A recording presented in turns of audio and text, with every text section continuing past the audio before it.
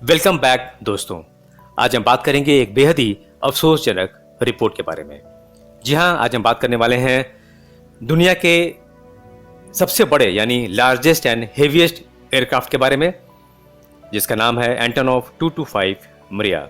ये यूक्रेन का है और इस समय यानी युद्ध के पहले ये यूक्रेन के हॉस्टोमेल एयरपोर्ट पर पार्क था, अपने शेल्टर में, अपने हैंगर में। लेकिन अब कुछ दिनों से ऐसी रिपोर्ट आ रही थी कि युद्ध में ये डिस्ट्रॉय कर दिया गया है बाय रशियंस। लेकिन कई लोग, उसमें मैं भी था, मानने को हम तैयार नहीं थे कि ऐसा हो सकता है, क्योंकि दुनिया का ये इकलौता सबसे बड़ा प्लेन है, एयरक्राफ्ट है, और इसका यूज़ कार्गो को एयरलिफ्ट करने के लिए किया जाता है। तो रशिया ऐसा क्यों करेगा? लेकिन युद्ध में कुछ भी हो सकता है, शायद इसे हमें समझना होगा। और युद्ध में कई बारी रॉकेट्स के और मिसाइल्स की जो डायरेक्शन है वो बदल जाती हैं, और शायद यही कारण है कि अब ये डैमेज हो चुका है, इसे डिस्ट्रॉय कर दिया गया है। और हो सकता है कि यहाँ पर अभी रशिया का कब्जा हो इस एयरपोर्ट पे, इसी वजह से एक क्लियर पिक्चर, एक वीडियो सामने नहीं आ रहा है। ये जो पिक्चर है ये अपने शेल्टर में खड़ा है इंटैक्ट, ये युद्ध के पहले का है। लेकिन अब ये जो इमेज है सैटेलाइट की, इसमें हम देख सकते हैं कि इसके शेल्टर से धुआं निकल रहा है, इस पर अटैक हुआ था। और यहाँ भी पिक्चर उतनी क्लियर नहीं है, लेकिन इसके बाद एक और पिक्चर आएगी, आप उसमें देखेंगे कि हाँ, वाकई में ये डैमेज हो चुका है। ये देखें, यहाँ पर राइट साइड में जो पिक्चर है वो बिल्कुल इंटैक्ट है इसका शेल्टर, और लेफ्ट वाले में आप देख सकते हैं जो कि एक ड्रोन से लिया गया है। यहाँ पर आप देखिए कि ठीक शेल्टर के नीचे एंटोनोव 225 खड़ा है और बिल्कुल मिडिल में अटैक हुआ है और पूरी आग लगी हुई है।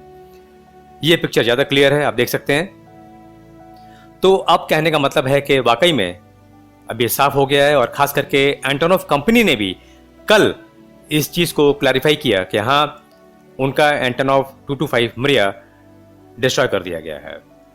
ये वाकई में एक अफसोस वाली बात है, क्योंकि दुनिया का ये इकलौता इतना बड़ा कार्गो ले जाने वाला एक एयरक्राफ्ट था, और कितनी क्षति इसको हुई है इसका तो अभी कुछ पता नहीं है, क्योंकि जैसे मैंने कहा था कि इस एयरपोर्ट को लेकर लड़ाई चल रही थी। पहले इस पे यूक्रेन का ही कब्जा था, लेकिन बाद में रशिया ने कब्जा कर लिया, दोबारा से इस पर यूक्रेन ने कब्जा कर लिया था, और उसके बाद फिर से रशिया ने इस पर कब्जा कर लिया।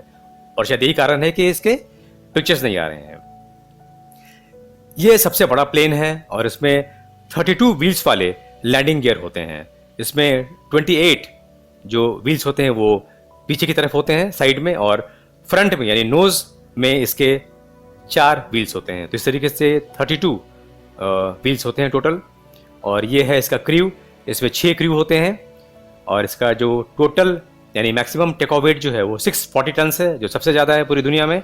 और मैक्सिमम जो पेलोड कैपेसिटी है वो तकरीबन 254 टन्स का है। और इसने कई वर्ल्ड रिकॉर्ड बनाए हैं। एक बार इसने 4 MBT यानी मेन बैटल टैंक्स कैरी किया था इसने, इसका वजन तकरीबन 253.82 टन्स था। इसके अलावा इसने एक बार एक सिंगल कार्गो किया था, एक गैस जनरेटर था फॉर पावर प्लांट, इसका वजन 189 टन्स था।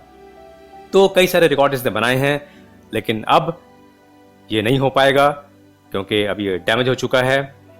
एंटोनोव कंपनी ने कहा है कि इसकी जो एस्टिमेटेड कॉस्ट आएगी इसके रिपेयर की, इसको रिबिल्ड करने की, वो तकरीबन $3 बिलियन आएगी, और टाइम ड्यूरेशन जो लगेगा इसको बनाने में वो 5 साल तक लग सकता है। ये भी एस्टिमेट किया है इन्होंने। हालांकि जैसे मैंने कहा है कि अभी तक एक क्लियर पिक्चर नहीं आया है, और एंटोनोव कंपनी ने भी कहा है कि जब तक हम पूरी तरीके से सामने से इस एयरक्राफ्ट को ना देख लें, कुछ कहना मुश्किल होगा।